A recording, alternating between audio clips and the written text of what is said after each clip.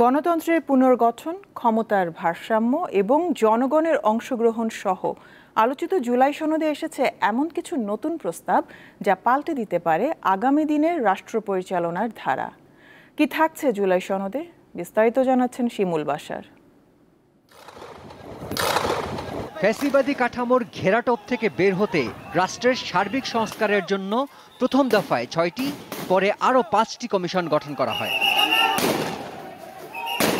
সেসব কমিশনের সুপারিশের ভিত্তিতে দেশের ৩০টিরও বেশি রাজনৈতিক দলের নেতৃবৃন্দের সাথে দীর্ঘ ৯ মাসের আলোচনা শেষে জুলাই সনদ তৈরি করে জাতীয় ঐক্যমত্য কমিশন।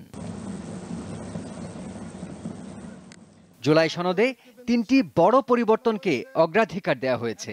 রাষ্ট্র ও সংবিধানকে জনগণের সরাসরি মতামতের ভিত্তিতে পুনর্গঠন এবং সংবিধান সংশোধনে গণভোটের মাধ্যমে জনগণের মতামত দেওয়ার সুযোগ সৃষ্টি হচ্ছে। সনদ অনুযায়ী এই গণভোটের ফল বাধ্যতামূলকভাবে কার্যকর করতে হবে রাষ্ট্রকে। জুলাই সনদে সংবিধান সংশোধনের জন্য থাকছে ৪৮টি প্রস্তাব। আগামী নির্বাচনে বিজয়ী জনপ্রতিনিধিদের নিয়ে গঠন করা হবে একটি সাংবিধানিক পুনর্গঠন পরিষদ। নির্বাহী ক্ষমতার ভারসাম্য আনতে রাষ্ট্রপতির ক্ষমতা ও দায়িত্ব পরিবর্তনের পাশাপাশি নির্বাচন পদ্ধতির পরিবর্তন এবং যত মেয়াদী হোক প্রধানমন্ত্রী পদে একই ব্যক্তি সর্বোচ্চ ১০ বছর থাকতে পারবেন। এছাড়া প্রধানমন্ত্রী হওয়ার পর দলীয় প্রধান থাকার সুযোগ আর থাকছে না।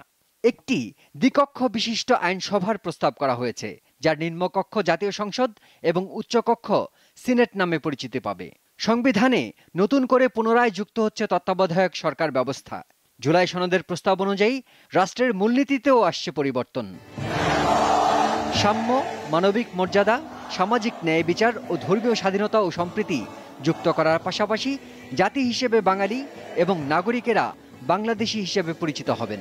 ঐকমত্য কমিশনের মতে জুলাই সনদ বাস্তবায়ন হলে সরকার, সংসদ ও জনগণের সম্পর্ক নতুনভাবে সংজ্ঞায়িত হবে। শিমুল বাশার, দীপ্ত বার্তাকক্ষ।